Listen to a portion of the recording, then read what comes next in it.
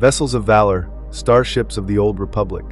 Chapter 1, Foundations of the Fleet, the Birth of Republic Starship Design. In the shadow of a galaxy slowly awakening from the grip of the Infinite Empire, the collapse of Rakatan dominance left a technological vacuum and an opportunity. As the Starforge fell into legend and the last vestiges of Rakatan control withered, newly liberated systems looked inward, desperate to reclaim their skies. The Rakata had left behind hyperspace corridors, ruined star temples, and fractured planetary civilizations, some barely recovering from millennia of subjugation. It was in this post-cataclysmic void that the Galactic Republic took its earliest steps toward becoming a spacefaring power, not through conquest, but through cohesion. Worlds connected by fear began to unify under shared ideals of peace and trade, and in that convergence came the seeds of what would become one of the most formidable navies in galactic history. Before the Republic could truly establish its naval identity, it needed the means to build and move between stars on its own terms. While the Rakatan hyperdrives were powerful, they were genetically locked and deeply flawed, usable only by those attuned to the Force and prone to catastrophic failure when repurposed. Reverse engineering these devices took centuries, and their limitations inspired the earliest innovations in independent hyperspace navigation. It was the Duros, alongside Corellian savants, who developed the first viable stutter hyperdrive prototypes and later, the standardized navicomputer arrays that allowed for coordinated travel. These achievements, though piecemeal and unevenly distributed, gave birth to a fledgling interstellar network. But to protect this new lattice of systems from pirates, rogue force cults, and remnants of Rakatan loyalists, ships were needed, ships of scale, speed, and cohesion. The earliest Republic starships were not designed for war, but for presence. They were flying embassies, retrofitted science vessels, and long-range patrol cruisers built to maintain peace and enforce the newly ratified Galactic Constitution. Among the first to rise in this era was the storied Rendili Star Drive, whose orbital shipyards above Rendili became synonymous with the term Republic Standard. Their vision was both ambitious and practical. Create a baseline ship frame that could be customized for patrol, escort, science, or diplomacy. Their first major success was the Proficient-class, but it was the Hammerhead-class cruiser that defined an era. Developed in partnership with Core Galaxy Systems, the Hammerhead was more than just a ship. It was a symbol of the Republic's unity and intent. The Hammerhead-class cruiser, with its iconic elongated prow and vertical command tower, was a product of both function and style.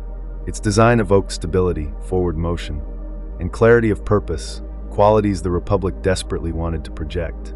With a length typically ranging from 200 to 400 meters depending on subclass, it boasted reinforced hull plating, dual turbolaser batteries, and shield projectors strong enough to survive long sieges.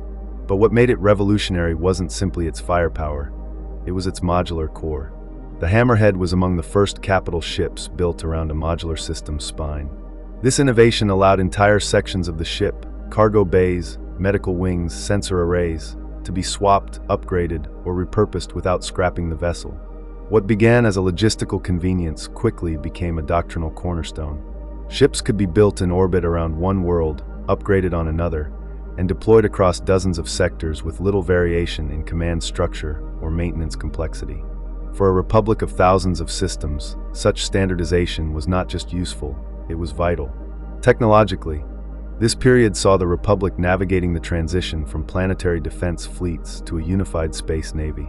Sublight propulsion had remained rudimentary for centuries, chemical thrusters, ion drives, and primitive fusion engines barely capable of reliable orbital transition. But as ship hulls grew, so too did the need for engines that could push mass efficiently and safely across long distances. The introduction of gravitic field stabilizers and plasma reaction chambers, again pioneered by the Duros and refined by the Mon Calamari, allowed for smooth, inertia-dampened acceleration. These systems were quickly adapted into Republic cruisers, allowing them to reach higher speeds while maintaining internal integrity. Equally important were advances in weaponry. The turbolaser, a direct descendant of planetary defense lasers, was miniaturized and adapted for Starship use. These weapons, capable of discharging superheated plasma via magnetic confinement, gave Republic vessels the edge they needed against spaceborne threats. Shield technology, however, remained in its infancy. Early shield generators could only absorb limited energy bursts and required massive power consumption. Nevertheless, the Republic made significant investments in improving these systems, often retrofitting older ships with overlapping deflector arrays and regenerative armor plating. These innovations were not only technological but philosophical. The Republic did not seek to overwhelm its enemies, but to endure. At the heart of this emerging doctrine was the Senate's growing awareness that without centralized coordination, the Republic Navy would become a patchwork of planetary militias and reactionary fleets. To address this, the Senate began funding massive orbital shipyards, most notably those over Corellia, Quat, and Rendili. These shipyards operated not as independent entities, but as extensions of the Republic's political will. Designs had to pass through standardization committees, which dictated everything from fuel cell type to hull thickness to bridge layout. Though criticized by some as bureaucratic overreach, this approach ultimately birthed a coherent and maintainable fleet. It also allowed for ship captains, engineers, and pilots to be trained under a singular curriculum at the newly founded Anax's War College, ensuring that regardless of where a ship was built or where it deployed, its crew would understand its systems instinctively. This pre-Mandalorian war period was defined by optimism, but also a dangerous naivety. The Republic's starships were designed not for protracted conflict, but for high-visibility deterrence. Ships bore bright colors, Republic sigils, and open communication arrays meant to broadcast their presence to any system they entered. Many were outfitted with passenger decks and diplomatic suites, designed to ferry senators and ambassadors rather than troops. Weapons were often housed in retractable bays to avoid intimidating civilian populations. To the Republic, this was a fleet of peacekeepers. But to those on the outer rim, systems still ravaged by Rocketon remnants or lawless pirates, it was a fleet ill-equipped for the harsh realities of frontier conflict. And to the Mandalorians, watching from beyond the Hydian Way, it was a sign of weakness wrapped in noble intent. The lesson, however, came not from war, but from exploration. As the Republic's reach extended into wild space and the unknown regions, it faced logistical challenges that would forever change ship design. Outposts required resupply over months-long journeys. Crews needed self-sustaining modules for farming, water recycling, and cultural preservation. Many exploration vessels vanished without a trace, their fates never confirmed. But among the returnees came a revelation: ships needed to be more than machines. They had to be homes, laboratories, temples, and even fortresses, capable of adapting to unknown threats and alien environments. It was here that the philosophy of modular design found its true potential. Scouts returning from the Arcanis sector had jettisoned their main sensor pods and repurposed them as external habitat modules to house rescued refugees. Medical frigates near the Taiyan cluster had converted their forward torpedo bays into temporary stasis chambers. Ship engineers began experimenting with interlocking hull segments that could be rearranged mid-dock. One design, the Pathmaker-class long-range corvette, became a testbed for modularity. Cargo bays could be swapped for hangar decks, communications towers for shield emitter spires. The Pathmaker wasn't widely deployed, but it laid the groundwork for the next generation of vessels, ships that would form the core of the Republic's war fleets in the centuries to come. In many ways, the early Republic fleet was a mirror of the Republic itself, idealistic, methodical, and slow to react. It believed in progress, in reason, in the idea that strength could be shown without aggression. Its ships were not built to conquer, but to connect. And for a time, that was enough. The Hammerhead cruisers became fixtures in every major trade corridor, while frigates escorted science expeditions to the edges of known space. Diplomats traveled in vessels once meant for border patrol, and ancient hulls were reborn with new missions every decade. The fleet evolved with the Republic's identity, gradual, deliberative, and reactive only when pressed. But that era would not last. The rise of the Mandalorian Neo-Crusaders, the sudden acceleration of Sith resurgence, and the eventual weaponization of ancient artifacts would test every principle upon which this fleet had been built. What began as vessels of peace would be forced into war. And yet, the seeds sown in this early era, the modular frames, the unified training, the fusion of idealism with practicality, would ensure that even as the Republic faltered, its ships would endure. For in the deep silence of the stars, where diplomacy fails and threats emerge without warning, it is the steel of a starship's hull that speaks first, and it is the legacy of these first designs that gave the Republic its voice. Chapter 2: Frigates and Escorts, the backbone of the early Republic Navy. While the Republic's symbolic strength often manifested in towering cruisers and gleaming capital ships, The reality of galactic security during its formative centuries was carried by vessels far less grand. In the long stretches of unexplored space and unstable frontiers, it was not the Dreadnoughts that kept order, it was the frigates and escort craft. These smaller, faster, and more adaptable ships formed the Republic's true backbone, delivering everything from supplies and ambassadors to reinforcements and emergency aid. They were the fleet's lifeblood, capable of threading asteroid fields, navigating pirate-infested trade lanes, and responding within hours to planetary distress signals. Without them, the Republic's mighty cruisers would have been blind giants, powerful, but unable to see or reach the threats at the edge of civilization. Foremost among these unsung workhorses was the Foray-class blockade runner, a vessel that came to define mid-scale Republic fleet tactics in the years leading up to the Mandalorian Wars. Originally designed by Rendili Stardrive as a customs enforcement vessel, the Foray quickly found itself repurposed across dozens of roles. At a modest 100 meters in length, it lacked the imposing silhouette of a cruiser, but what it possessed in speed and modular capacity made it indispensable. Its dual-reactor propulsion system and reinforced gravitic fins allowed for sustained high-velocity sublight maneuvers, critical for slipping through blockades or outmaneuvering raiders. Its weaponry, though not overwhelming, was carefully calibrated: twin forward-facing ion cannons for disabling vessels, dorsal turbolasers for offensive engagements, and broad-spectrum sensor jammers to mask its position during infiltration or withdrawal. The Foray's most notable feature, however, was its interdiction matrix, a series of gravity well projectors that, while limited in range, could disrupt localized hyperspace routes for short bursts. This allowed the ship to enforce quarantine zones, trap smuggling convoys, or prevent hostile fleets from retreating. Used in small packs, Foray-class ships could simulate the presence of much larger fleets, forcing enemy formations to split or delay their advance. If the Foray-class embodied the Republic's tactical ingenuity, the Thranta-class corvette was its diplomatic conscience. Named after the soaring gas giants of Alderaan, the Thranta was built for agility, grace, and multipurpose functionality. Developed jointly by Alderaan's orbital guilds and core galaxy systems, the Thranta featured a sleek hull, crescent-shaped deflector wings, and a luxurious command bridge suitable for both military coordination and political negotiations. It became the vessel of choice for border patrol and long-range diplomatic escort missions, especially in contested regions near the Hutt-controlled mid-rim. Its interiors were highly modular, allowing for science labs, cargo bays, or ambassadorial chambers depending on deployment. Crucially, it was one of the first ships in Republic service to feature dedicated droid maintenance decks, an early precursor to the autonomous repair systems that would dominate future Clone Wars-era vessels. While not heavily armed, its advanced deflector shielding and vectored thrust systems gave it remarkable survivability in skirmishes. Stories circulated among crews about Thrantas outrunning entire pirate flotillas or weathering bombardments that crippled larger ships.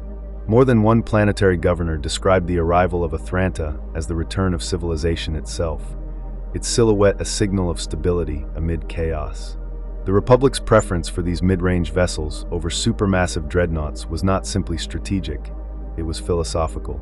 Central to early Republic naval doctrine was the principle of distributed presence.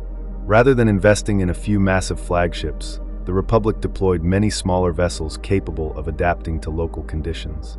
This decentralized approach made practical sense in a galaxy so vast and politically varied. A single dreadnought could take weeks to redeploy across sectors, while a squadron of corvettes could monitor dozens of systems simultaneously. Moreover, the Senate feared the optics of large, imposing ships, a reminder of Rakatan tyranny or Sith imperialism. Instead, the Republic sought to present its navy as a web of guardians, each ship acting autonomously, but bound by a shared doctrine of peacekeeping and defense. Such doctrine, however, did not emerge in a vacuum. The Republic's corvette designs bore clear influence from external cultures and allied shipwrights. Among the most impactful were the Taiwanese, whose ancient starfaring traditions predated the Republic itself. Though often in tension with Coruscant's central authority, the Taiwanese possessed a refined aesthetic and technical mastery that impressed even the most skeptical senators. Their emphasis on modular hull curvature, redundancy in life support systems, and elegant power distribution matrices shaped the engineering standards of later Republic vessels. Many early Republic corvettes adopted the Taiwanese-style triple-keel design, providing both structural strength and atmospheric landing capability. Taiwanese gravitic dampeners were also more efficient than their Corellian counterparts, reducing crew fatigue during rapid maneuvers.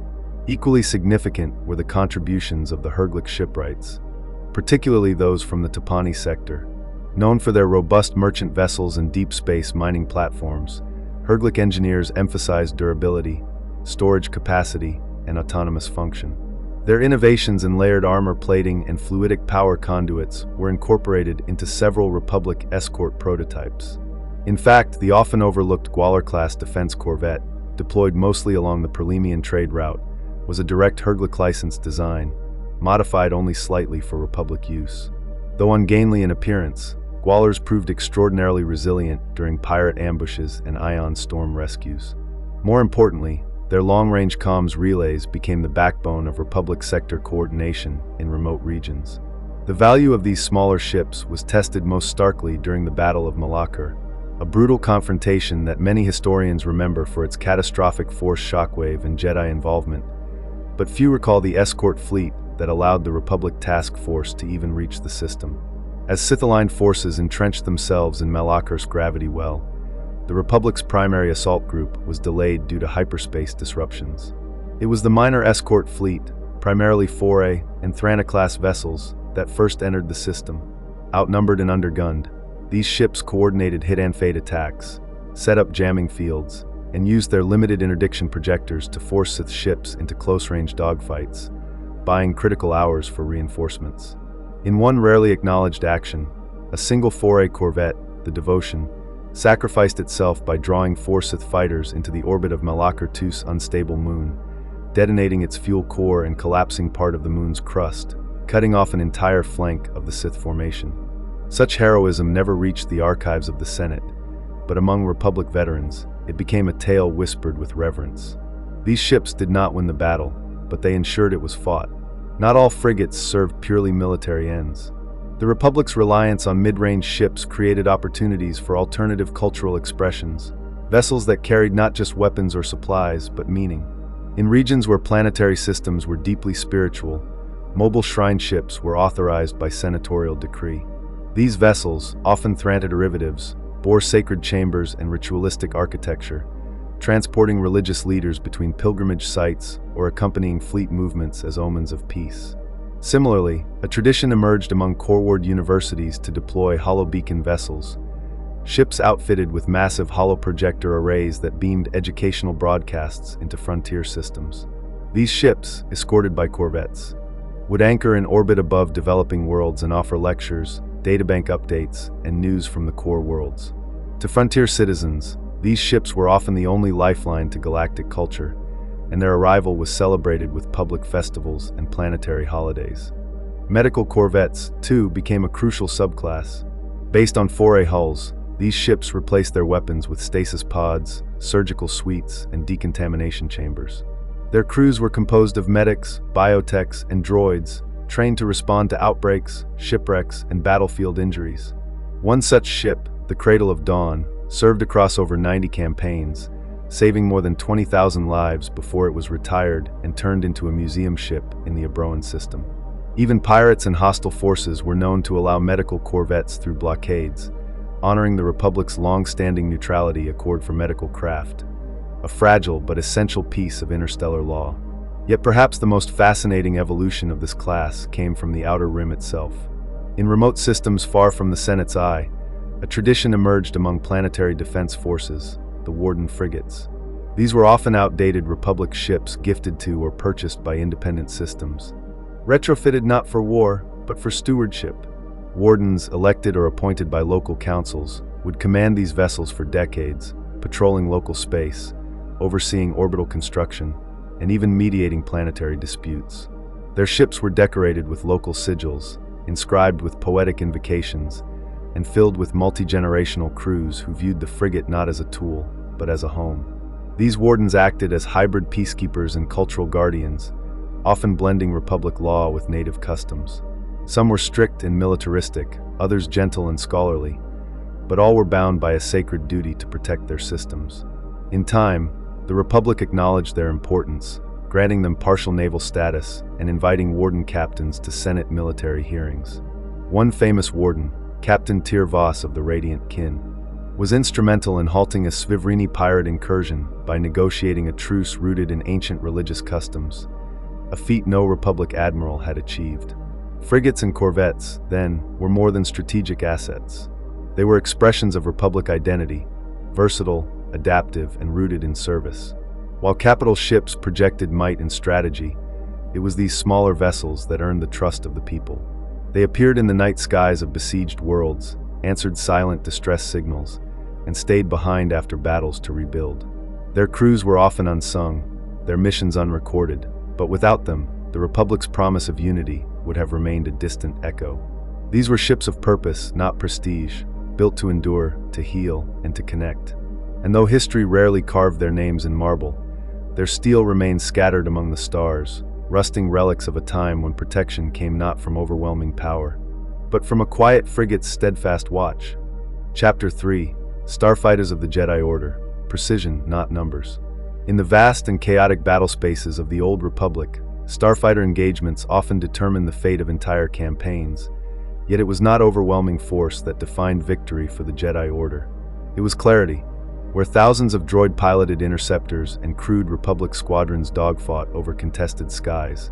A single Jedi and a starfighter could alter the tide with little more than intuition and mastery of the Force.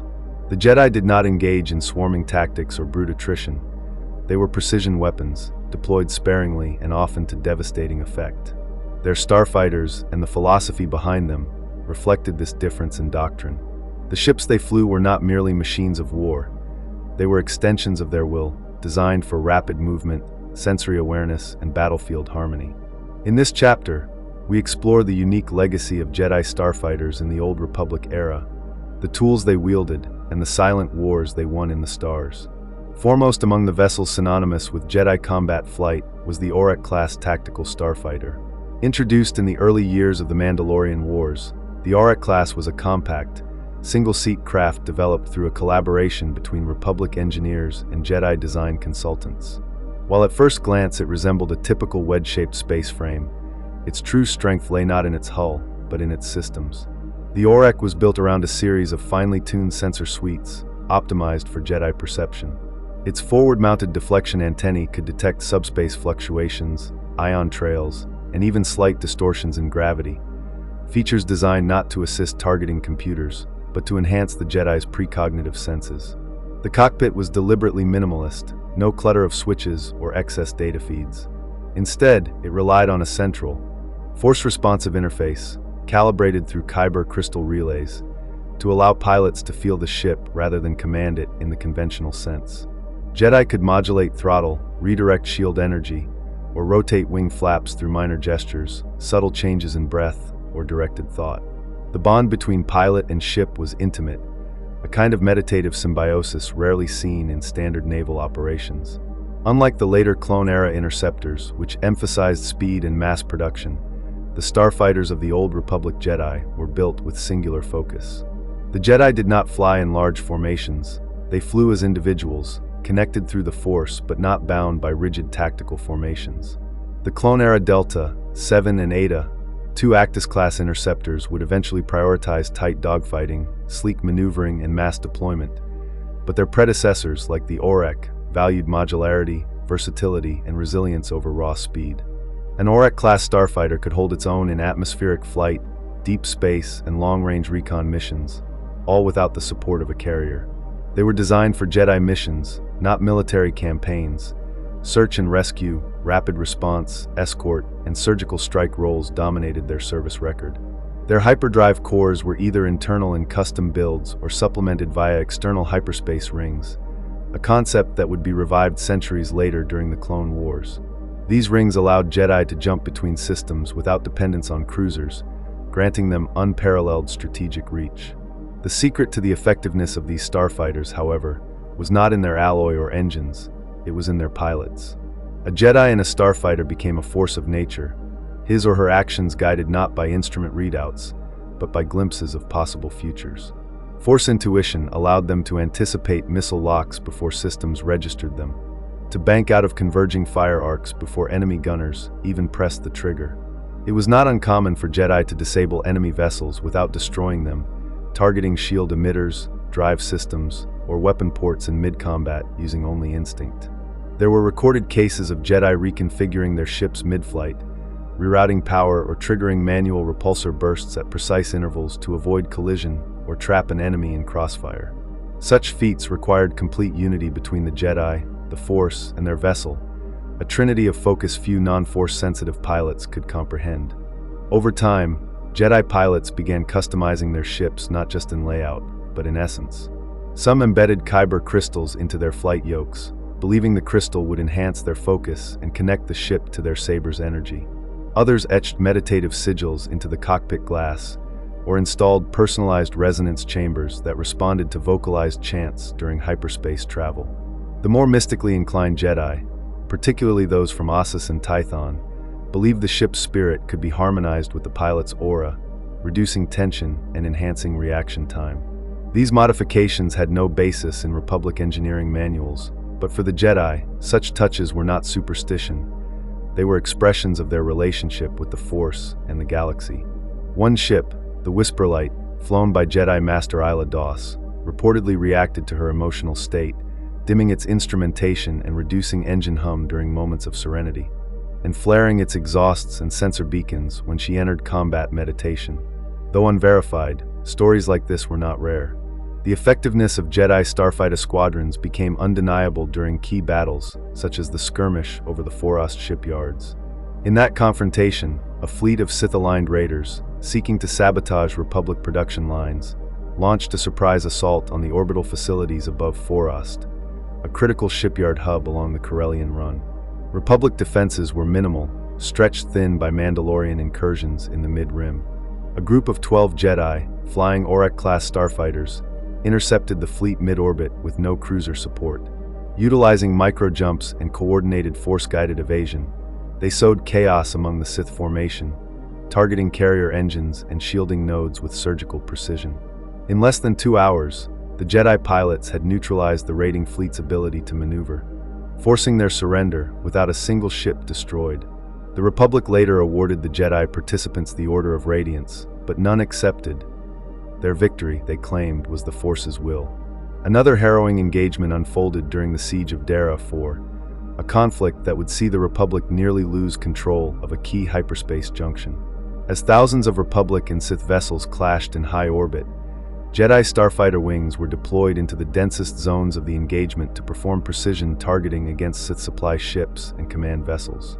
It was here that the Jedi tactic known as pulse convergence was most famously used, several Jedi fighters channeling their awareness into a single trajectory pattern, flying in perfect formation through narrow kill zones, rotating shield harmonics between ships as they passed through enemy crossfire. The maneuver was both suicidal and miraculous. 3 Jedi perished in the execution, but they succeeded in disabling a Sith communications dreadnought, fracturing enemy coordination and turning the tide of the battle. The Republic lost over 24 ships in that siege, but thanks to the Jedi's intervention, Dara IV remained under Republic control and continued to serve as a logistics hub for the war effort. Yet no discussion of Jedi starfighters would be complete without acknowledging the legendary 7 Saber Wings, an elite Jedi flight unit formed during the height of the Mandalorian threat. The Saber Wings were not a formal military squadron. They were a collective of Force-bonded Jedi who trained together at Ossus and later at Arcania, perfecting their combat technique as a singular, multi-bodied presence. Their starfighters were modified Aurak-class interceptors, painted in matte black with no Republic markings, relying instead on unencrypted broadcasts of the Jedi Code to announce their presence. The 7 Saber Wings became guardians of the Corellian Moon Network, where Mandalorian raiding fleets had begun testing Republic perimeter defenses. In a series of coordinated ambushes, the Saber Wings used the Moon's gravitational fields and low-orbit terrain to stage sudden strikes, disabling Mandalorian command craft in seconds before disappearing into shadowed craters or hyperspace corridors. Their most famous action came during the Battle of Nashal's Halo, when the Mandalorians deployed a fleet of stealth-equipped dreadnoughts to lay siege to the moons of Tyrene and Drazta. The Republic was caught off guard. Local defense forces had no means to detect the incoming threat. The Saber Wings responded within hours, flying blind into the dark side of Tyrene's orbit. Utilizing nothing but the Force, they triangulated the position of the Mandalorian ships through subtle ripples in gravitational eddies and subspace vibration, then launched a coordinated volley of EMP torpedoes and ion bursts that crippled the lead destroyer and disrupted the fleet's stealth fields. The engagement ended with the Mandalorians withdrawing and several of their dreadnoughts adrift and captured. Though records of the battle remain sparse, some claimed the Jedi falsified telemetry to cover their use of forbidden Force techniques. What cannot be denied is the impact. The 7 Saber Wings had saved the entire Corellian moon network without a single loss. In the end, Jedi starfighters were never about domination. They were never built to flood the stars with fire or to erase enemies from the sky. Their purpose was clarity, pinpoint precision, intervention at the exact moment of need, and the manifestation of harmony in war. The Jedi did not measure victory in tonnage destroyed or systems captured, but in lives spared and futures preserved. Each flight was a meditation, each engagement a test of balance. And though the ships they flew were made of metal and crystal, it was the Force that truly propelled them.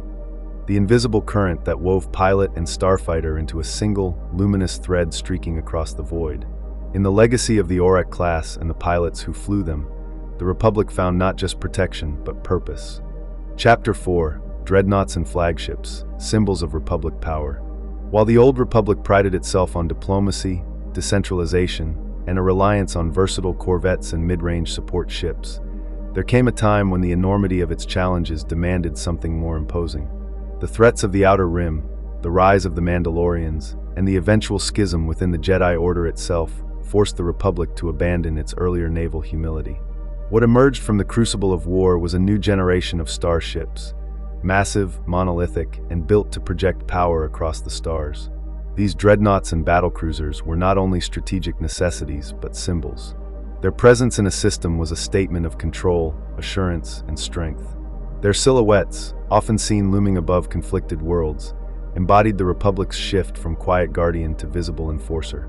Among these titans of the void, none were more iconic or foundational than the Centurion-class battlecruiser, a vessel that would come to define the Republic's large ship doctrine in the centuries before the standardization of the Quat drive yards.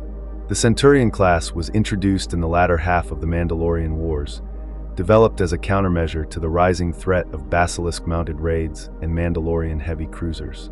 At over 1,200 meters in length, it was the first truly massive ship in the Republic arsenal designed from the keel up for sustained combat. Unlike its predecessors, which often served dual purposes as diplomatic platforms or exploration vessels, the Centurion was singular in intent. It was a warship. Its hull bristled with dozens of heavy turbolaser batteries, long-range ion cannons, and flak turrets. Its armor plating was quadruple layered with bonded durasteel and neutronium composites, making it resistant to everything from kinetic impacts to plasma bombardments. But the Centurion's most valuable asset was its hangar capacity. Capable of launching multiple squadrons of starfighters, gunships, and boarding craft, it served as both a mobile command post and a forward deployment platform. Its internal space housed field command suites, war map holodatables, and tiered deck structures for marine deployment and vehicle storage. Strategically, the Centurion was deployed at choke points, orbital sieges, and major fleet actions where the sheer weight of firepower could determine the outcome. Though few in number due to their immense cost and construction time, each Centurion was considered a fleet unto itself, requiring thousands of crew and generating its own gravitational shadow detectable from neighboring systems. While the Centurion-class defined the Republic's shift toward massive-scale engagement, it was the Inexpugnable-class tactical command ship that redefined how large vessels could shape the very nature of war. The Inexpugnable was a leviathan even by Republic standards, stretching over 3,000 meters in length and rivaling the size of small orbital stations. Unlike the Centurion, the Inexpugnable was not designed to engage directly in combat, but to serve as an indomitable strategic anchor point. It carried an entire battle theater's worth of intelligence, communications arrays, planetary coordination decks, and sensor drones. These ships were command platforms in the purest sense, massive floating headquarters from which admirals could oversee multi-system operations, relay encrypted data across entire sectors, and coordinate Republic and Jedi forces simultaneously. Their slow sublight drives and lack of heavy weaponry made them vulnerable without escort, but they were always surrounded by picket fleets and flanking corvettes, forming the center of any major Republic offensive. The Inexpugnable class was a reflection of the Republic's growing complexity, no longer a peacekeeping entity acting in isolated pockets, but a fully militarized institution capable of prosecuting long-term war across dozens of worlds at once. The loss of even one such ship was considered a galactic-level setback. During the Siege of Megiddo, the Inexpugnable Resolute Mandate was ambushed and destroyed by a Mandalorian strike force. The fallout was not merely military. Entire supply lines collapsed, coordination between fleets broke down, and 2 nearby systems fell to the enemy within a week. Before the rise of these juggernauts, however, the Republic's approach to large-scale starships was far more decentralized. In the centuries prior to the Mandalorian Wars, Dreadnoughts were designed by a patchwork of planetary manufacturers and naval contractors. Ship specifications varied wildly from system to system, some favoring elongated hulls for gravitational stability, others wide-beamed cruisers for additional starfighter housing. The lack of standardization became a serious problem as joint operations increased. Crews trained on one system's ship would struggle to operate others. Maintenance droids lacked compatible protocols. Fuel mixtures and power couplings varied wildly, often requiring entire logistics wings just to keep mixed fleets running. These early dreadnoughts, predecessors to the Centurion, were often retrofitted transports, modular orbital foundries, or even repurposed colony ships. While formidable in localized conflicts, they were ill-suited for the multi-system coordination demanded by later wars. This chaos prompted the Senate to initiate the Harmonized Naval Standardization Decree, laying the groundwork for a unified shipbuilding doctrine. Though Quat would eventually dominate with its Mandator and Invincible-class dreadnoughts in later centuries, the early push for common design principles can be traced to the lessons learned in this chaotic era of fleet disunity. As ship size increased, so too did the energy demands required to keep them functional in combat. Fusion reactors, once relegated to surface facilities or massive mining rigs, were miniaturized and stabilized to power these immense vessels. The introduction of the Helix-type reactor core, capable of cycling gravitational energy loops into plasma conduits, allowed for sustained energy output without catastrophic meltdowns. These reactors not only powered propulsion and life support, but supplied energy to newly advanced shield matrices. Early shielding systems were crude, static bubble fields that strained under continuous fire and flickered with each hit. But with advancements in overlapping shield planes and dynamic harmonics, dreadnoughts could layer multiple defensive fields, recharging and redistributing energy to critical sectors in real time. Centurions were among the first to feature this technology at scale, allowing them to survive even prolonged bombardments without significant hull damage. In some rare instances, shield generators could be cycled in such a way as to reflect energy bursts, though this remained experimental and unreliable during wartime conditions. Not all dreadnoughts, however, were designed for offense or command.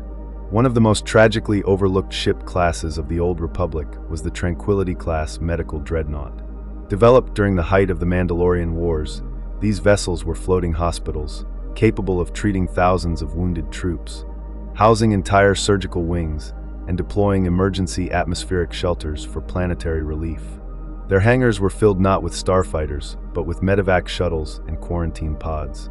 The Tranquility class played a pivotal role in the aftermath of the Battle of Althair, where over 20,000 Republic soldiers suffered radiation burns from a Mandalorian neutron bomb detonation. The Peaceful Reign, a Tranquility-class ship deployed to the sector, treated nearly half of those casualties within 2 weeks, preventing what would have been the deadliest epidemic of the war. Despite their service, these ships were rarely celebrated. Lacking the grandeur of command ships or the heroic aura of frontline cruisers, they were quietly decommissioned after the war, many scrapped or turned into orbital research stations. Only a handful survived into later eras, their names etched into the personal records of those they saved rather than the Republic's official war memoirs. Perhaps the most fascinating chapter in the history of Republic dreadnoughts comes not from shipyards or Senate decrees, but from improvisation, specifically the formation of the Star Forge Response Fleet. During the devastating resurgence of the Sith Empire under Revan and Malak, the Republic found itself outmatched not only in ideology, but in raw material capability. The Star Forge, a Rockaton artifact repurposed by the Sith, produced fleets at a scale the Republic could not hope to match using conventional methods. Desperate, fragmented, and losing systems by the week, Republic naval commanders began converting civilian freighters, obsolete cargo haulers, and atmospheric platforms into makeshift dreadnoughts. These ships were armored with salvaged plating, bristling with mismatched weapon mounts, and crewed by volunteers, many of whom were retired spacers or conscripted Outer Rim colonists. This fleet, ragged but determined, became known as the Star Forge Response Fleet. Their most famous victory came during the defense of the planet Kathar, where a half-dozen converted freighters managed to delay a Sith invasion long enough for Jedi reinforcements to arrive. Lacking shields and proper hangars, these ships used planetary terrain and low orbit to launch surprise barrages, ramming disabled Sith cruisers and deploying boarding teams in modified mining shuttles. Though over 80% of the fleet was destroyed during the war, their resistance bought the Republic time, and more importantly, morale. For the first time, ordinary citizens saw that even without Jedi or Senate fleets, they could still fight back. Many of these ships bore names given by their crews: Hopefire, Indomitable, Last Breath, and their stories became rallying cries throughout the core worlds. After the war, a memorial flotilla was constructed in the orbit of Vancouver, with replicas of the improvised dreadnoughts placed in silent formation, a ghost fleet guarding the stars in tribute to sacrifice. Dreadnoughts and flagships served as more than engines of war. They were canvases for belief, reflections of the Republic's evolving self-image. From the idealistic experiments of early pre-standard vessels to the grim necessity of improvised war hulks, these ships carried more than soldiers and weapons. They carried intentions, hopes, and fears. As the galaxy spiraled ever closer to darkness, with Sith Lords rising, Mandalorians marching, and the Force itself shifting, these Leviathans became both beacons and shields. They lit the night, and they held the line. Though many now lie in rusted silence beneath forgotten nebulae, or buried in the crust of dead moons, their echoes remain, drifting in calm channels and battle recordings, in the quiet prayers of veterans and the awe of children staring skyward. The Republic did not build these ships merely to win wars. It built them to endure them. Chapter 5: The Mandalorian Wars, the Shattering of Naval Assumptions. There are wars that redefine tactics, others that alter politics, but the Mandalorian Wars shattered the very assumptions upon which the Republic had built its fleet for generations. Until that point, the Republic Navy had been structured around the concept of deterrence through projection, carefully coordinated deployments of modular cruisers, agile escorts, and command dreadnoughts meant to enforce order across vast distances with minimal conflict. But the Mandalorians cared nothing for order. They were not pirates nor expansionists in the traditional sense, but a martial culture driven by conquest, sharpened by hardship, and bound together by a near-spiritual devotion to war itself. Their ships did not resemble Republic designs, nor did they obey conventional strategic logic. They descended in flocks, struck with overwhelming force, and vanished before countermeasures could be mobilized. The Republic, long lulled into complacency by centuries of relative peace, found itself staring into the maw of an enemy that refused to play by its rules, and whose warships embodied this refusal in every burning hull they left behind. The Mandalorian warship philosophy diverged dramatically from the Republic's doctrines of endurance and adaptability. Rather than ships built to last extended patrols or support multi-role engagements, the Mandalorians favored brutal, kinetic-based weaponry, designed to end encounters within minutes. Their capital ships were built for momentum and impact, sheathed in layered armor, with forward-mounted mass drivers capable of hurling solid metal slugs at relativistic speeds. These slugs, unshielded and unguided, relied on raw mass and velocity, tearing through even reinforced hulls with appalling ease. They bypassed conventional shielding through brute force, overwhelming energy barriers not with clever frequency modulation, but by exceeding the threshold of what could be absorbed. In one recorded engagement over the colony world of Durotan, a Mandalorian dreadnought fired a broadside volley of tungsten rods that penetrated an entire Centurion-class cruiser, bisecting it before its shields even registered the incoming mass. Survivors described the impact as a moment of silence followed by an explosion, so sudden it felt like the ship had blinked out of existence. This doctrine of overwhelming kinetic destruction was coupled with the deployment of basilisk war droids, living weapons of steel and fire, launched en masse from the hangars of Neo-Crusader capital ships. Unlike traditional starfighters, basilisks were piloted by individual Mandalorian warriors, who rode their droid mounts into battle as though on mythic beasts, diving through enemy flak fields and boarding vessels by sheer velocity and will. Mandalorian capital ships, often wide-hulled and low-profile, were built specifically to deploy these droids in low-orbit descents, using atmospheric re-entry vectors to shield their launch trajectories from sensors. The result was a chaotic and terrifying new dimension to fleet engagements.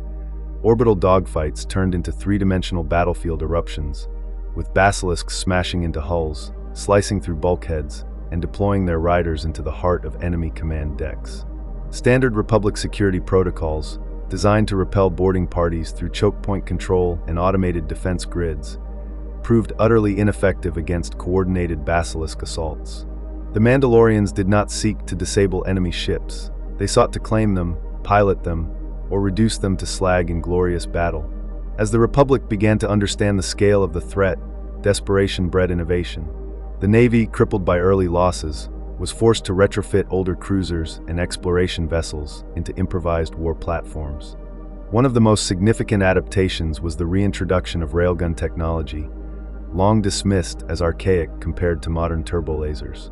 However, railguns, powered by electromagnetic acceleration, provided an answer to Mandalorian armor. Their ability to launch dense projectiles at high velocity allowed Republic ships to bypass energy shielding and tear into the dense plating of enemy hulls. The Valor Ascendant, an aging diplomatic cruiser, was hastily refitted with dual railgun batteries along its spine and became a flagship in the Arcanian defense fleet, famously crippling a Mandalorian command ship during the siege of Arcania with a well-placed volley that detonated its secondary power core. Hundreds of similar conversions were rushed into production, often using obsolete ship frames mothballed in orbital yards, turning transport vessels and science platforms into makeshift artillery ships. It was an inelegant patchwork strategy, but in those desperate months, any ship that could fire a rail projectile became a lifeline. The Mandalorian campaign reached its most catastrophic turning point at the Battle for Sirocco, a heavily industrialized Republic world known for its vast flatlands and sprawling orbital infrastructure. When the Mandalorians targeted Sirocco, Republic High Command believed the system's planetary shields and early warning stations would provide enough time to organize a proper defense. They were wrong. Instead of a direct assault, the Mandalorians launched from deep orbit with siege cruisers designed for planetary bombardment, raining tungsten and depleted beradium slugs from beyond sensor range. The bombardment lasted less than 20 minutes. The result was planetary annihilation. Entire population centers were vaporized under sustained kinetic impact, shields overwhelmed not by technological superiority, but by sheer scale and disregard for consequence. Over a quarter of Sirocco's surface was rendered uninhabitable. The loss of life was staggering. Republic casualty estimates numbered over 1 billion. The psychological shock was worse. Sirocco had been a beacon of Republic presence in the Outer Rim. Its fall was not just a defeat, it was a collapse of belief in the Republic's ability to protect its people. In the wake of Sirocco, Republic shipyards shifted into overdrive. Production quotas tripled, reserve materials were liquidated, and droid labor forces were authorized to operate at unsafe capacity. Quat, Forost, Corellia, and even smaller yards like those on Rendili and Sluis then began producing ships around the clock. The average time to launch for a Republic cruiser dropped from 18 months to 6. Older ships were recommissioned, patched, and thrown back into service. Standardized designs were scrapped in favor of field-expedient builds, fast, brutal ships that could be constructed quickly and repaired easily.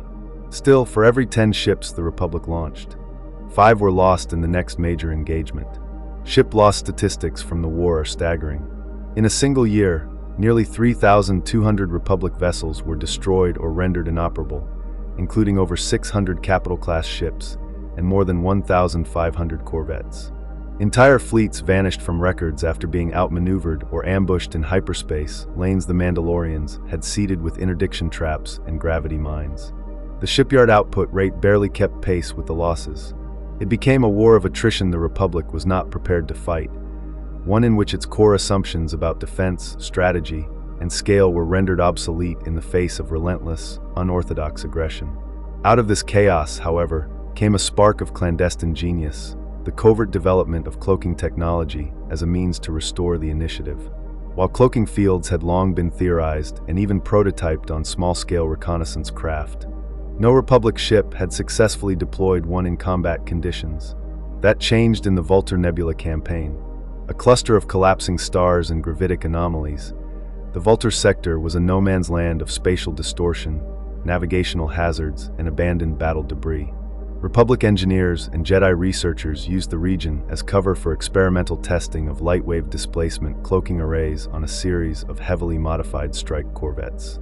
The vessels, dubbed the Phantom Talons, were equipped with pulse-dampened engines, sensor-scrambling hull plating, and short-duration cloaking fields that rendered them nearly invisible in the nebula's interference-rich environment. The Talons launched a series of successful strikes against Mandalorian supply convoys, disabling fuel depots, disrupting communication nodes, and even assassinating a key Mandalorian warlord in orbit above Vulture 7. The success of the cloaking initiative remained classified for years, as Republic Command feared escalation. Still, whispers of invisible ships began to circulate among Mandalorian fleets, sowing paranoia and leading to overcompensation in defense deployment. The Talons were eventually lost in the final year of the war, surrounded during an overextended raid, but their impact was profound. They represented the Republic's first real step toward asymmetric warfare, fighting the Mandalorians on their own unpredictable terms. The lessons learned in the Vulture Nebula would inform future developments in stealth cruisers, reconnaissance corvettes, and sensor-invisible platforms used centuries later by both the Rebellion and the Resistance. The Mandalorian Wars were more than a crucible of fire. They were a dismantling of everything the Republic thought it understood about war.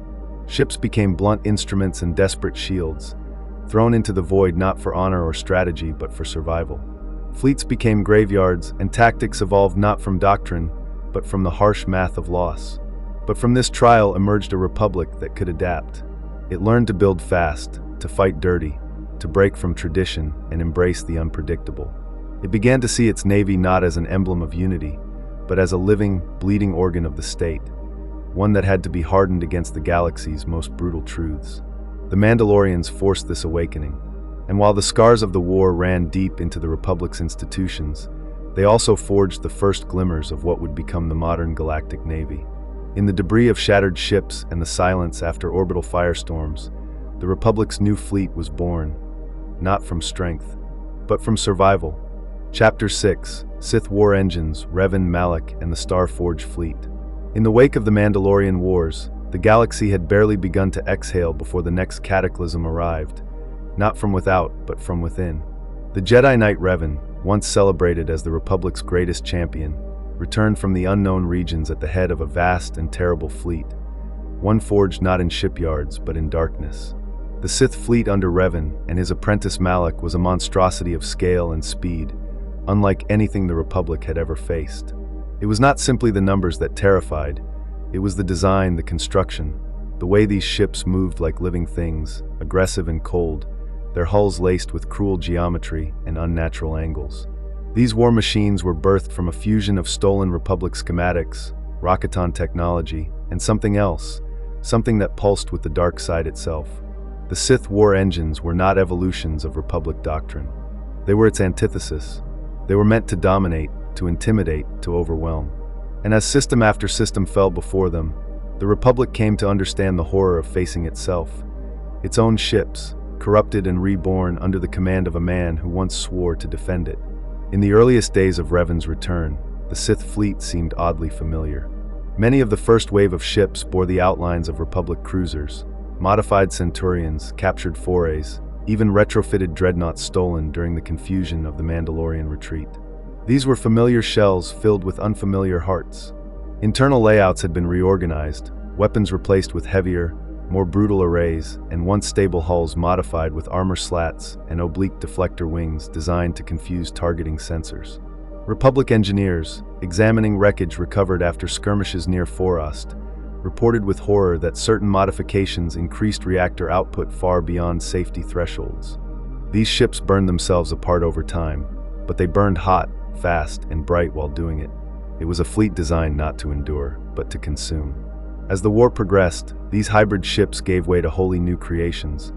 Ships produced not by laborers and droids, but by the Star Forge, a Rocketon megastructure buried in the depths of space, hidden from the galaxy's view and pulsing with impossible energy. The Star Forge was not simply a factory. It was a conduit for the dark side, an automated monstrosity capable of manufacturing capital ships, starfighters, droids, and weapons in numbers that defied comprehension. Controlled by Revan and Malak through will and code alike, the Forge did not require supply lines, workforce coordination, or logistical chains. It consumed stellar energy and raw matter, converting them into fully functional ships, often with hulls that could self-repair under duress, weapons that calibrated mid-battle, and power cores that drew directly from the Forge's unnatural fusion banks. The ships it produced were terrifying in their uniformity, sleek, predatory forms with razor-thin hull profiles and aggressive prow angles, painted in blacks and grays that seemed to absorb light. They did not carry insignia. They did not broadcast codes. They simply appeared, struck, and vanished. Reports from outposts along the Hydian Way described entire squadrons emerging from hyperspace in perfect formation, ignoring hails, surrounding orbital platforms with mechanical indifference, and opening fire without a single demand. It was warfare stripped of politics or rhetoric. The ships were not meant to communicate. They were meant to annihilate. Among the most feared of these new vessels was the Leviathan-class interdictor, the personal flagship of Admiral Saul Kareth, a former Republic hero turned Sith enforcer. The Leviathan was an abomination of ship design, built for terror as much as for battle. Over 2 kilometers in length, it resembled a dagger hilt stabbed into the void, its central hull flanked by 4 ridged engine banks, and a prow that terminated in a mod sensor array capable of blinding enemy ships through signal overload.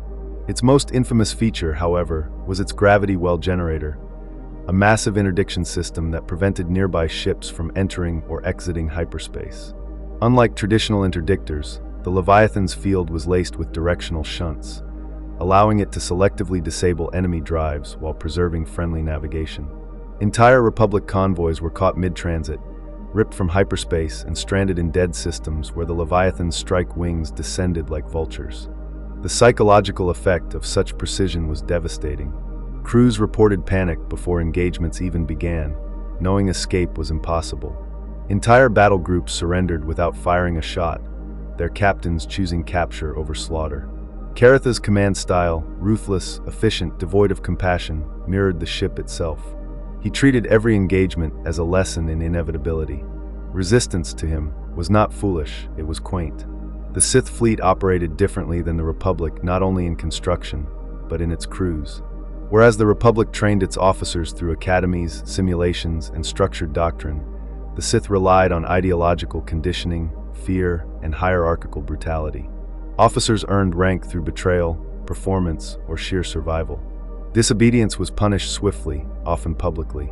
Aboard Sith capital ships, command crews lived in a state of tension and obedience, forced to anticipate their superiors' moods and temperaments as much as enemy movements.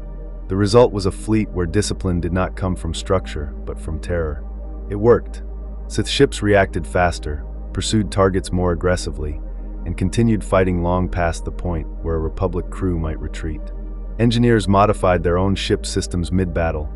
Gunners rerouted power conduits during combat to overcharge firing sequences, and bridge crews executed mutinies on failing vessels just to increase their odds of survival. The Sith did not nurture loyalty, they encouraged results. Yet paradoxically, this made the fleet more adaptive in crisis.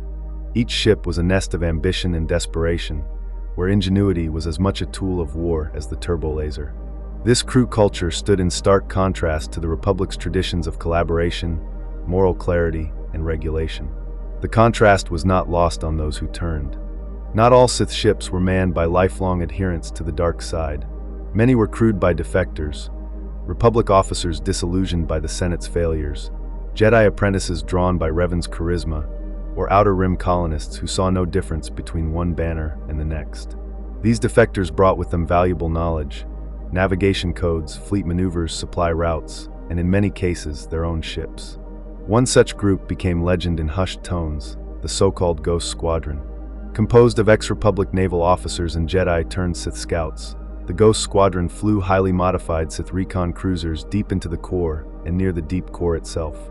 Their ships were stripped for speed and stealth, equipped with signal dampeners, photonic baffles, and rapid-cycle hyperdrives capable of stringing microjumps between gravitational anomalies. Their mission was not destruction, but observation. They mapped Republic fleet movement, infiltrated minor systems, sabotaged comm relays, and even delivered false orders to local defense fleets. In one infamous operation, the Ghost Squadron impersonated a Republic escort fleet above the world of Zophis, luring a medical convoy into an ambush that left hundreds dead and demoralized the Corward colonists for months. The Republic never publicly acknowledged the squadron's existence, but whispers of their actions spread among frontline commanders. Pilots reported unmarked vessels watching from distant asteroid belts. Captains spoke of orders arriving without clear origin, only to discover they had led their ships into trap vectors. Even after the Star Forge was destroyed and the Sith fleet began to fracture, rumors persisted that some of the Ghost Squadron had gone independent, selling intelligence or becoming mercenaries in the unstable war zones left behind. The legacy of the Sith war engines under Revan and Malak was one of shock and dread. For the Republic, it was a war fought not only against enemies, but against their own assumptions about loyalty, about technology, about the very nature of warfare. These ships, monstrous and unrelenting, had once been familiar silhouettes. Now they were shadows of betrayal, built from Republic knowledge and fueled by Sith hunger. The Star Forge itself, when finally located and destroyed, revealed the cost of unchecked ambition. Thousands of ships had been birthed from its dark heart, each one an echo of Revan's fall, and each a monument to the weaponization of genius without conscience. The Republic would spend decades recovering, rebuilding its fleets and rethinking its principles. But the scars of that war would never fully fade. In the minds of those who fought it, the sight of a sleek, dark-hulled cruiser emerging from hyperspace without a signal or call sign would always trigger a spike of fear, because they had seen what such ships could do. And worse, they remembered who had once flown them. Chapter 7: Fringe Shipyards and Forgotten Builders. Beyond the glittering halls of Coruscant and the methodical engines of Quat, past the heavily patrolled trade lanes and standardized Republic shipyards, lay another world, a galaxy within the galaxy, where ships were not just forged for war, but for survival. In the forgotten systems and fringe territories, where Senate influence thinned and Jedi patrols grew rare, the art of starship building evolved along divergent, often ingenious paths. These were the domains of the Hapes Consortium, the Duros engineer enclaves, and the secretive Celestin hullsmiths, whose work seldom made it into Senate records but kept whole sectors aloft. These builders, unbound by the rigid protocols of Republic military doctrine, followed the needs of the stars themselves, navigating black hole clusters, smuggling through ion storms, or disappearing into uncharted gravity wells.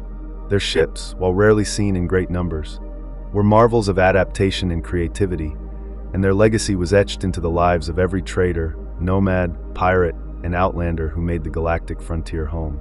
Among the most influential non-core world shipwrights was the Hapes Consortium, whose fiercely isolationist culture concealed a level of technological refinement that rivaled even the greatest Republic yards. The Hapans, drawing on millennia of self-sufficient naval evolution within the transitory mists, developed starships that were both beautiful and deadly. Their battle dragons, though larger than most vessels built in the Outer Rim, were modular in nature, composed of rotating disc segments that allowed for rapid reconfiguration of shield positions and weapon emplacements. What truly distinguished Hapan engineering was its emphasis on redundancy. Every power system had a backup, every atmospheric regulator a failsafe. Ships could survive multiple hull breaches and still maintain life support. Internal gravity was modulated by artificial spin rather than mass field generators, allowing for more efficient power use in long engagements. Though rarely exported, Hapan designs occasionally found their way into fringe hands through captured vessels or diplomatic gifts gone astray, and their influence echoed in the construction of local militia cruisers across the mid-rim. The Duros, among the galaxy's earliest spacefarers, left their mark in more subtle ways. Their engineering philosophy favored durability and balance over flash and firepower. Ships built in the hidden Duros foundries of the expansion region often featured elliptical hulls with grav-anchored bulkheads, permitting better atmospheric handling and low-orbit landings. Many early Republic scout ships were actually retooled Duros designs, stripped of their elegant curvatures and rearmed to suit core world preferences. In the frontier, however, the original blueprints lived on. Independent Duros families maintained orbital forges that floated between moons or drifted within asteroid belts, producing freighters with quiet, efficient drives and low-signature engines. It was not uncommon for a single Duros-built ship to serve 3 or 4 generations of a family, with systems modified over time to include cultural shrines, hydroponic bays, or interstellar trade alcoves. Some of these ships became so personalized they no longer fit standard classifications, referred to by name alone. The Kelta Moon, Wanderer's Lament, the Jalaric Echo. Each one a story, each one a life. The Celestans, too, contributed quietly but effectively to the galaxy's unsanctioned armada. Their volcanic homeworld and labyrinthine underground cities fostered a culture of precision and compactness, and their ships reflected this. Celestan-designed vessels, especially their exploration and courier classes, were remarkably small, often cramped even by spacer standards, but engineered with remarkable efficiency. Power nodes were embedded directly into the hull plating, reducing internal cabling and lowering vulnerability to sabotage. Thruster cones were mounted on flexible joints, allowing for fine-tuned maneuvering in dense asteroid fields or planetary rings. Perhaps their most widely praised innovation was the dynamic heat dispersal skin, a hull treatment that regulated infrared emissions, making Celestan ships harder to track via thermal sensors. These vessels were prized among frontier cartographers and independent merchants, especially those operating near Hutt space or within uncharted sectors. Though the Republic never formally adopted Celestan blueprints for its fleet, several were used unofficially by Jedi recon teams and Republic surveyors on long-range missions where discretion meant survival. Not all starship builders followed noble paths. The fringes of the galaxy were home to smugglers, raiders, and pirates who built, or more often rebuilt, what they could from the debris of past wars. Arcanian smugglers, famed for their genetic manipulation and cold practicality, developed a breed of scout ship that became legendary in the trade networks of the northern outer rim. Lightly armored and shaped like a coiled spike, these vessels used oscillating hull fields to confuse visual scanners and contained compressed storage pods woven into the structural supports. Most were armed only with a single dorsal cannon, but their real advantage lay in speed and stealth. Capable of short micro-jumps through uncharted hyperspace routes, they avoided patrols with uncanny ease. Their designers were meticulous about balance and mass distribution, often modifying each ship for the physiological needs of its pilot, some requiring curved cockpits for exoskeletal species, others embedded with cold blood stasis chambers. These ships weren't built for fleets. They were built for individual survival, smuggling gene serums, stolen kyber shards, or unregistered holocrons through the cracks in the Republic's map. In the more lawless sectors, salvagers and pirate engineers took a different approach entirely. Lacking the resources for new builds, they turned to the wreckage of Republic and Sith warships abandoned after battles. Broken Centurion-class hulls were dragged into secret dry docks and gutted for parts, their systems jury-rigged into new configurations. Many of these repurposed ships bore the scars of past wars: burned-out turrets, exposed deck plating, scorched command towers, but under the right hands, they became agile, formidable raiders.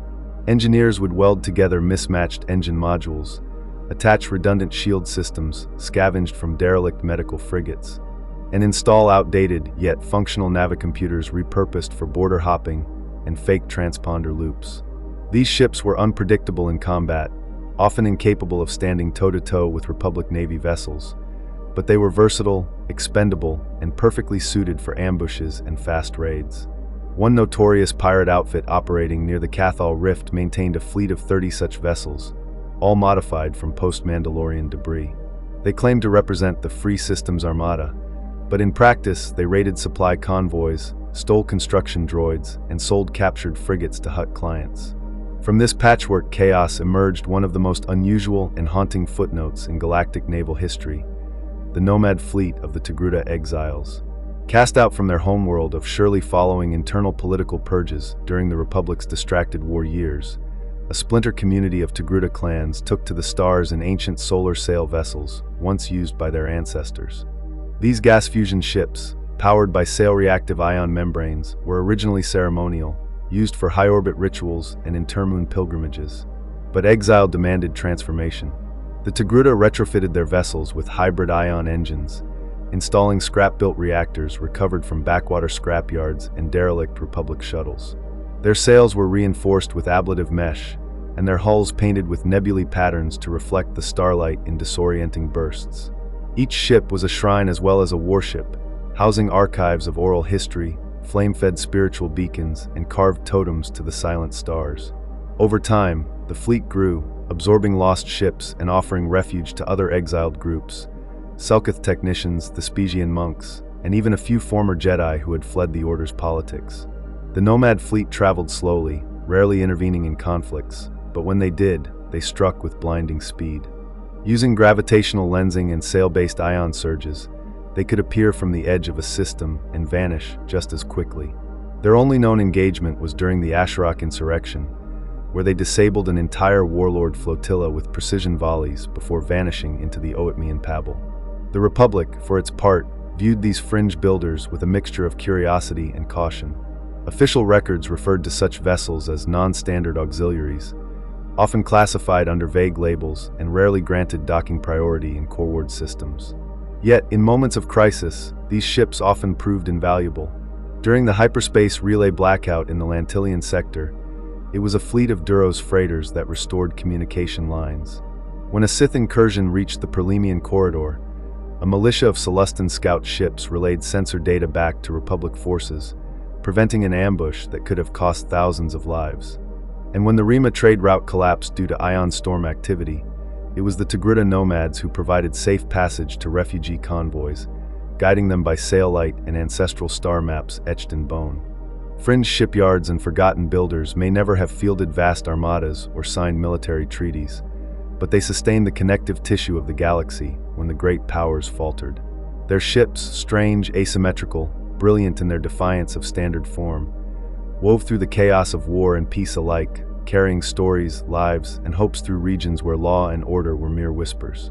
They thrived not because they had power, but because they adapted. In their hulls lived resilience, in their engines defiance, and in their very existence a reminder that the galaxy was too vast to be measured by Senate maps or Republic doctrine alone. It belonged, just as much, to those who built in shadows, sailed on memory, and dared to forge their ships among the stars that others had forgotten. Chapter 8: Civilian and Support Craft, the Invisible Majority. In every sweeping narrative of galactic warfare, it is the capital ships, starfighters, and dreadnoughts that draw attention. The gleaming hulls of battlecruisers, the swarming formations of interceptors, and the thunder of broadside batteries seize the imagination. But the true strength of any fleet, the quiet machinery of war and peace alike, lies in the ships that seldom make the news feeds or the holos. Beneath the grandeur of high strategy and orbital sieges churns the steady, relentless flow of logistics. These are the civilian and support craft, the unsung lifeblood of the Republic's interstellar infrastructure. They do not fire the first shots, nor do they dictate the tide of battles, but without them, every fleet grinds to a halt, every campaign collapses, and every victory fades into ruin. For every warship in the Republic's navy, there were 5, sometimes 10, support vessels keeping it fed, fueled, healed, and connected. This chapter honors them, the invisible majority, whose hulls bore the real weight of the Republic across the stars. Of the countless workhorse designs fielded by the Republic, the B-Wing freighter stood out as one of the most ubiquitous. Named not for its shape, which more closely resembled a flattened starfish than any insect, but for the loud hum of its reactor coils at sublight cruising speed, the B-Wing was the staple midweight cargo hauler of the quarter-rim lanes. Measuring just under 80 meters in length, it carried an astonishing mass-to-frame ratio thanks to its modular cargo sleds and pressurized atmospheric containers. Pilots praised its reliability and low-maintenance sensor arrays, and planetary customs officials appreciated its transparency. B-Wings had nothing to hide. But during wartime, the humble freighter became something else. With cargo bays retrofitted to carry emergency rations, weapons parts, and even medical stasis chambers, B-Wings ran thousands of unglamorous but vital missions into embattled sectors, slipping through narrow hyperspace routes to deliver what frontline units couldn't survive without. Many captains ran these missions alone, escorted only by a loyal droid or a co-pilot drawn from the same refugee stock they often served. They flew without glory, but not without purpose. The Andoran-class cargo hauler was another pillar of Republic logistics, a heavier and more specialized vessel designed for high-density material transport. Developed on the manufacturing world of Andoran Prime, these ships were boxy, massive, and almost immobile under their own power unless equipped with booster tugs. What they lacked in agility, they made up for in volume. Each Andoran could carry entire modular habitation blocks, prefabricated planetary shields, or the disassembled components of a city's power grid. They became essential in war zones where reconstruction had to follow immediately behind retreat. Many were also modified into long-haul stasis transports for evacuating endangered civilian populations. Their internal compartments, originally built for machinery, were fitted with cryogenic pods and life support cradles, allowing millions to escape planetary bombardment or biological disasters. In one notable case, the Andorran-class hauler Heart of Bashan evacuated over 140,000 colonists from the Vinta sector under active siege, doing so without a single loss of life.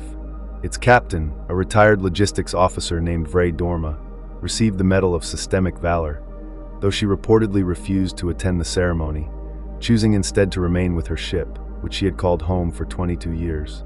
Just as vital were the Republic's refueling ships, unglamorous behemoths that drifted along fleet corridors, extending their boom arms and plasma lines to gas up everything from corvettes to dreadnoughts.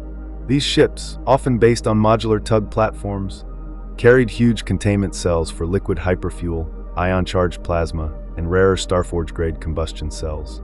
Their crews were trained in high-risk maintenance and emergency decompression protocols, as one mistake could atomize an entire docking bay. During large-scale fleet engagements, refueling vessels were the first targets for Sith and Mandalorian raiders, crippling the Republic's ability to regroup or retreat. Despite their vulnerability, they operated without shields during active engagements to preserve energy flow, and their crews developed an almost suicidal reputation for bravery. One such vessel, the Tirado's Promise, famously refueled for disabled Republic cruisers in sequence during the Battle of Chael Drift, doing so under continuous fire until its reactor finally ruptured. The crew died aboard, but all 4 cruisers jumped to safety and rejoined the fight hours later, turning the tide of a critical border skirmish. Equally indispensable were the hospital corvettes. Typically built on the same chassis as diplomatic vessels or decommissioned blockade runners, these ships were stripped of their weaponry and filled with surgical suites, trauma wards, regenerative Bacta tanks, and stasis cryochambers. Their interiors were sterile, calm, and constantly on alert. Some carried Jedi healers, others relied entirely on medical droids and remote diagnostics. In the Mandalorian and Sith Wars, where entire sectors became refugee zones and biowarfare was not unheard of, these ships became floating sanctuaries in the void. Their hulls bore the inverted crescent symbol of the Galactic Medical Alliance, and even hostile fleets sometimes hesitated to fire on them, though that hesitation was far from universal. The Alaris Dawn, a hospital corvette operating in the Malador sector, was boarded and destroyed by rogue Sith mercenaries who believed it carried sensitive Jedi genetic data. The truth was more mundane. It had been treating malnourished children evacuated from a farming moon. The loss sparked a renewed push to classify medical vessels under the Treaty of Spatial Conscience, an initiative that eventually led to the Republic's wartime non-combatant protocols. Communication beacons, often housed on automated or semi-automated ships, provided the nervous system of the Republic's far-flung territories. These vessels were not fast or well-defended, but they carried the most precious commodity in galactic war: information. Mobile comms ships deployed arrays that stretched like lattices behind them, forming tight beam relays that could span hundreds of light years through hyperspace attenuation fields. Without them, fleet movements risked collision, planetary governments operated in isolation, and Senate directives arrived weeks too late. In the chaos of the war with Revan's Sith Empire, many of these vessels were targeted or jammed, prompting the Republic to begin cloaking their signal trails and decentralizing their relay chains. Crews often worked in absolute silence, relying on hand signals and pre-coded gestures to minimize energy signatures. More than one of these ships vanished during deep space deployments, never to be heard from again. Some believed they were captured. Others believed they had become drifting tombs, their last transmissions looping silently through hyperspace, a ghost song of duty fulfilled without witness. Even before the Clone Wars and the massive scale of automated warfare, the Republic employed fleets of droid-operated logistics ships to manage high-risk or long-duration supply runs. These vessels, built with hardened quantum cores and minimal life support systems, were programmed for singular missions: deliver goods, evade detection, survive. They operated without complaint and without sleep. Entire convoys could be deployed from Forost or Corellia containing only 2 human supervisors, the rest piloted by fleets of automated haulers with names like Mule, X7 or Guardian Line Beta. Though rarely discussed in Senate briefings, these ships accounted for nearly 40% of Republic non-military tonnage moved during peak war years. They were expendable, efficient, and faceless. But they were not infallible. Malfunctions, sabotage, and rogue signal interference led to the infamous ghost convoys, massive groups of droid freighters gone rogue, floating along dead routes until their power died or they crashed into navigational hazards. Some were never found. Others reappeared decades later, warped by time and radiation, their cargo still intact and their lights flickering eerily in the dark. Desperation brought ingenuity, and nowhere was this more apparent than in the wartime repurposing of civilian infrastructure. When shipyards could no longer keep pace with losses and resource bottlenecks crippled military supply chains, the Republic turned to its miners, construction workers, and atmospheric engineers. Massive mining rigs, originally used to harvest metal-rich asteroids or strip mine rogue planets, were retrofitted into mobile field foundries. These enormous vessels, slow and ponderous, were equipped with plasma cutters, forge hoppers, and molecular bonding arrays. They drifted behind the front lines, reclaiming battle debris, smelting down destroyed ships, and turning the salvage into repair components, munitions, or temporary shielding for damaged cruisers. Crewed by hybrid teams of engineers, battlefield scavengers, and repurposed security droids, they became nomadic arsenals, capable of rearming a fleet in deep space. The Bellator Forge, a converted mining rig from Ord Tesek, became legendary for its ability to rebuild a crippled cruiser in under 40 hours, its crew working in shifts with welders blazing and the hum of automated assembly lines echoing through its cavernous decks. These rigs did not fight, but they ensured others could. But even among the many unsung acts of support and sacrifice, few tales matched the sheer audacity and ingenuity of the Cullis convoy incident. In the final months of the Sith War, a civilian convoy of 20 unarmed freighters en route to the mid-rim world of Cullis found itself cut off from escort when its Navy protection was rerouted to reinforce an unexpected engagement near Thustra. The freighters, carrying essential medical supplies, grain, and refugee transport modules, were left exposed in a region known for Sith raiding. When a Sith destroyer group entered the system, the convoy's captains knew they could neither outrun nor survive a direct engagement. Instead, they enacted a plan that had never been sanctioned, barely even imagined. Using a mixture of decoy transponders, passive sensor arrays, and experimental signal amplifiers originally intended for long-range market broadcasts, they faked the presence of a Republic strike fleet. By broadcasting the signature frequencies and sensor ghost patterns of multiple capital ships, and interweaving them with authentic Navy data scraped from prior convoy runs, they convinced the Sith that a full escort force lay hidden in the system's far side. The Sith commander, wary of a trap and unable to confirm the sensor pings, withdrew without firing a shot. The convoy escaped unharmed. When the truth reached the Republic fleet, the incident was met with equal parts embarrassment and celebration. Officially, the Cullis convoy's captains were reprimanded for engaging in unauthorized signal warfare. Unofficially, they were studied, interviewed, and eventually honored in secret.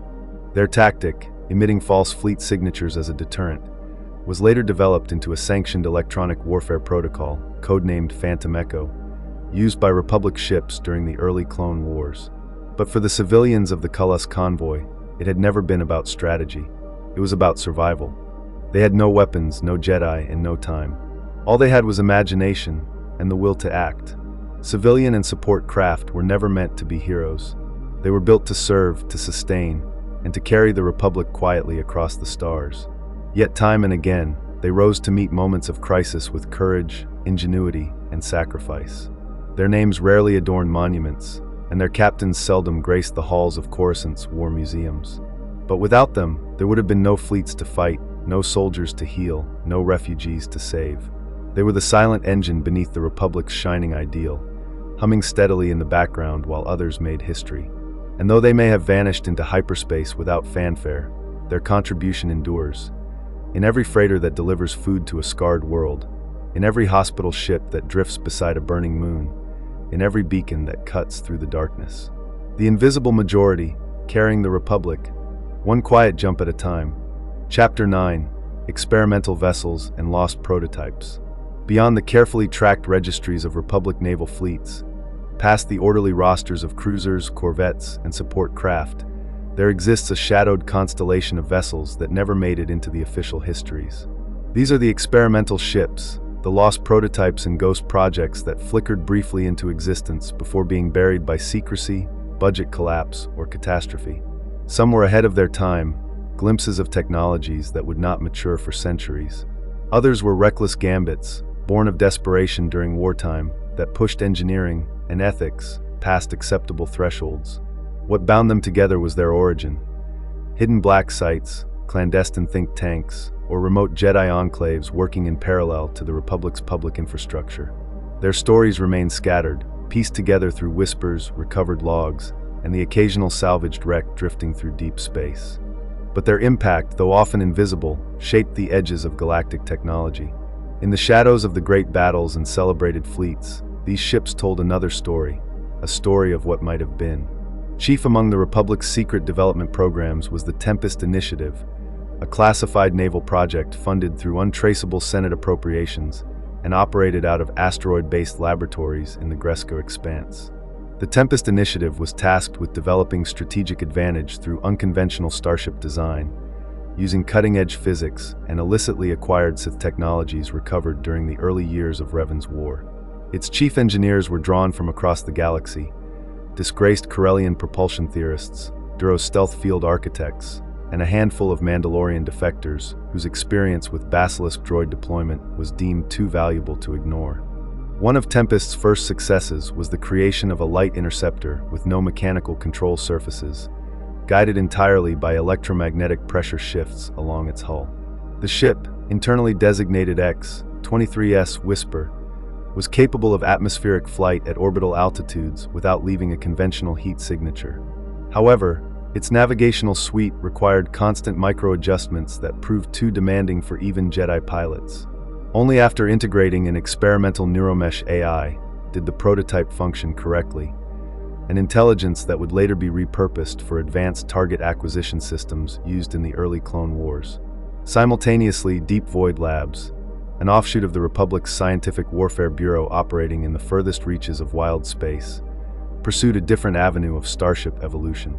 Their focus was autonomous operation and sensory deception, predicated on the idea that stealth and adaptability would define the next era of galactic conflict. Working out of a derelict Starforge platform near the starless void of Parnu's Drift, Deep Void Labs developed several prototype hulls capable of chameleon field projection, an advancement of known cloaking technology that allowed a ship to mimic its surroundings with near-perfect accuracy across the electromagnetic spectrum. One such project, codenamed Shadow Mantle, resulted in a mid-sized corvette that could pass through enemy sensor networks, visually appear as floating debris, and project false comm signals to mislead pursuers. The ship could deploy self-replicating sensor pods that attached to enemy vessels and fed real-time telemetry back to the corvette, allowing it to operate as a forward scout without ever entering a battle zone. Shadow Mantle was deployed in only 3 field operations before being recalled due to catastrophic hull stress resulting from prolonged displacement field cycling, a limitation that would remain unresolved for decades. Of the many ghost ships whispered about in wild space, few are as infamous as the Spectre's Knife. Originally designed as a stealth cruiser for the Republic's Strategic Recon Division, the Spectre's Knife vanished during its maiden test run through the Voss hyperspace corridor, a region already known for its erratic navigational anomalies and gravitational shadows. Official reports blamed a drive malfunction, but fragments of encoded telemetry recovered decades later suggested a different fate. The ship, it appeared, had successfully activated its phasing engine, a unique propulsion system intended to allow short-term extra-dimensional transit, but had failed to reintegrate fully into real space. A full planetary cycle passed before the vessel was sighted again, this time drifting near Voss orbit, its hull partially crystallized and riddled with jagged tears in space-time geometry. The rescue team sent to investigate reported signs of life aboard, distorted voices on comms channels, dim power readings, and movement within the corridors, but upon docking, found the interior covered in frozen mist and entirely devoid of crew. The ship was sealed and towed into deep storage above Dantooine, where it remains in quarantine to this day. Classified reports note that attempts to reboot the vessel's core AI have resulted in system-wide feedback loops and unexplained hallucinations among technicians, leading to suspicions that the Spectre's knife encountered more than spatial distortion on its final run. The Jedi Order, while more public in its presence, also ran its own Starship evolution programs, often in quiet partnership with sympathetic engineers and trusted fleets. Their most prominent center for such development was not a military facility, but the Temple on Ossus. Long before the Sith bombardment reduced Ossus to myth and ruin, the Jedi there maintained a hangar complex known as the Atrium of Motion, where experimental craft were designed not only for war, but for philosophical exploration. The Jedi believed that ships, like lightsabers, could be attuned to their users through the Force. Under the guidance of Master Rel Tvan and his followers, ships were constructed using resonance-focused alloys and crystal-infused power matrices. These vessels were built with cockpit environments that responded to emotional clarity, control interfaces embedded with focusing stones, and propulsion systems that subtly resonated with their pilot's state of mind. One prototype, the Ellerin Skimmer, could only be flown while the pilot maintained a meditative trance. Its flight path mimicked the patterns of orbital harmonics, flowing in spirals and waveforms rather than straight lines, making it nearly impossible to target during tests. Though elegant, these ships were too dependent on their pilot's Force connection to be viable for general use, and after the destruction of Ossus, their designs were lost or scattered to the wind. And then, there is the tale of the Shatterpoint-class battlecruiser, perhaps the most mysterious prototype in all of Republic history. Officially, it never existed. There are no records in Senate archives, no shipyard manifests, no budget allocations or construction logs. And yet the whispers persist, that in the final days of the Revanite War, a single prototype ship was launched from a secret yard in the Inner Rim, built around a Kyber reactor array so powerful it required constant Force-sensitive monitoring to remain stable. According to reconstructed data fragments recovered from the wreckage of a Sith sensor platform near Manayan, the Shatterpoint was designed as a convergence vessel, a ship that could harmonize Force energy with reactor output, turning battle meditation and clairvoyant insight into real-time control of weapons, shields, and navigation. The ship's core was said to contain a crystal chamber larger than any ever used in lightsaber construction, pulsing with a collective resonance that made conventional hypermatter cores obsolete. It was not just a ship, it was a channel, a Force amplifier, and some say a weapon of fate.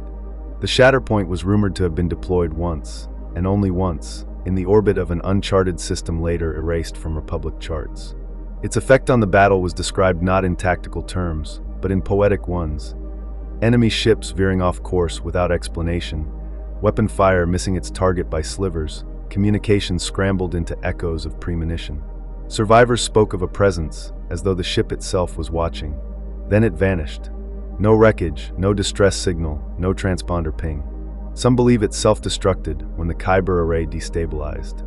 Others believe it achieved something more transcendent, that it entered a form of hyperspatial stasis beyond normal understanding. Whatever its fate, the Shatterpoint-class left behind only legends and silence.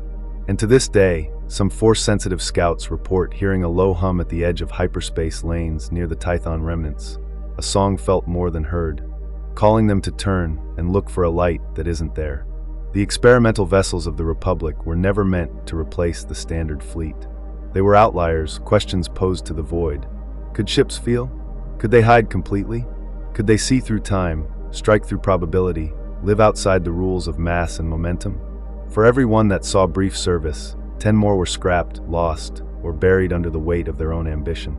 But their influence lingered. Technologies tested in the Tempest initiative found their way into later stealth corvettes. The neural feedback systems of Ossus became the foundation for fighter harmonization interfaces in Jedi Starfighters.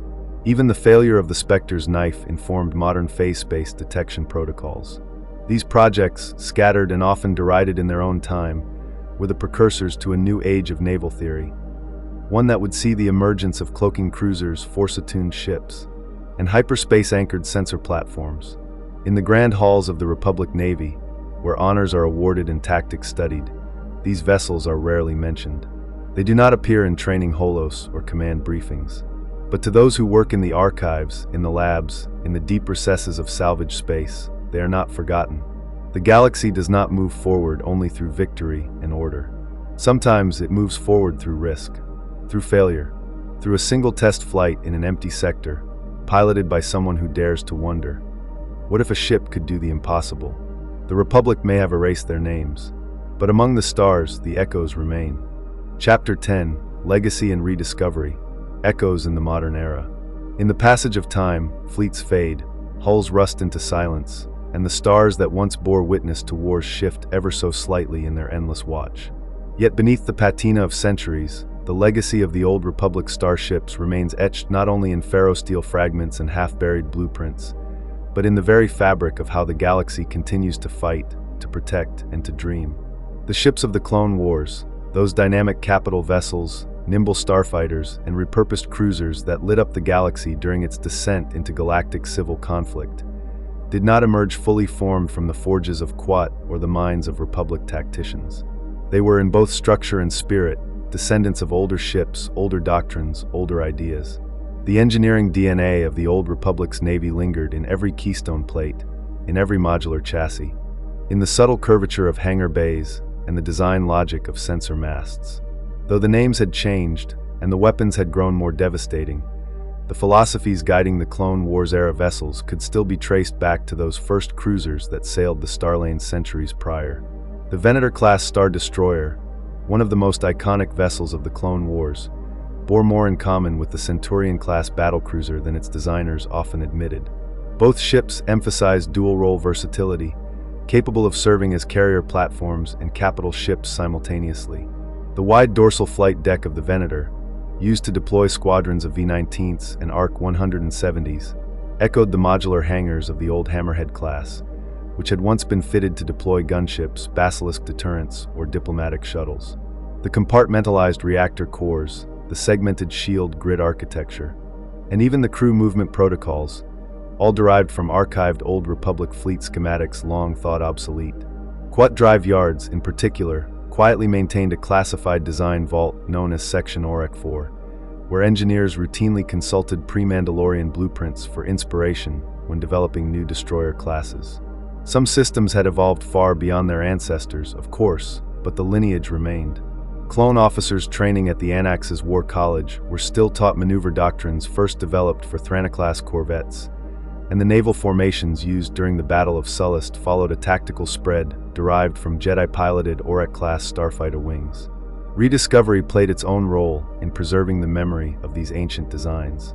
On the icy, wind-lashed world of Ando Prime, a subterranean vault uncovered by survey droids revealed a cache of intact Hammerhead-class cruisers, buried beneath millennia of ice and glacial runoff.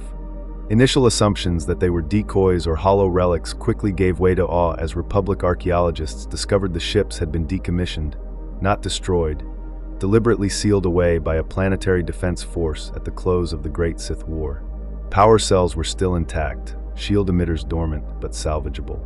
The ships were hauled painstakingly from their frozen tombs, restored, and placed on display in the Coruscant Naval Museum, where their brutal grace and commanding bridge profiles became icons of Republic heritage. More than mere artifacts, these rediscovered ships told stories of a time when a fleet's purpose was not conquest but stewardship. Veterans and historians walked their corridors not in reverence for war, but for memory, for the craftsmanship of a time when defense was shaped with intention, not bureaucracy. Ilum, the sacred world of Kyber and Jedi vision, yielded its own buried treasures. In the high ridges near the northern Aurora Canyons, Jedi excavation teams uncovered a trio of intact starfighters, Auric-class scouts, thought lost during the Revanite withdrawal. One had been partially fused into a crystalline cliff face, its hull mirroring the glow of nearby Kyber outcroppings.